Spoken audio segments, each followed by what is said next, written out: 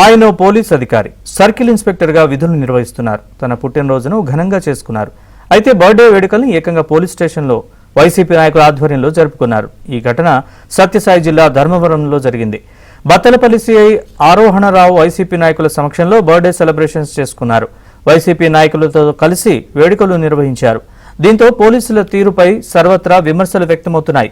మంత్రిగా సత్యకుమార్ యాదవ్ బాధ్యతలు స్వీకరించి నియోజకవర్గానికి వచ్చిన రోజే ఈ ఘటన జరిగింది. పోలీస్ స్టేషన్ ని వైసీపీ నేతలు కార్యాలయంగా మార్చుకున్నారని స్థానికులు మండిపడుతున్నారు. టీడీపీ ప్రభుత్వం వచ్చినా పోలీసుల తీరు మారడం లేదని ఆగ్రహం వ్యక్తం చేస్తున్నారు.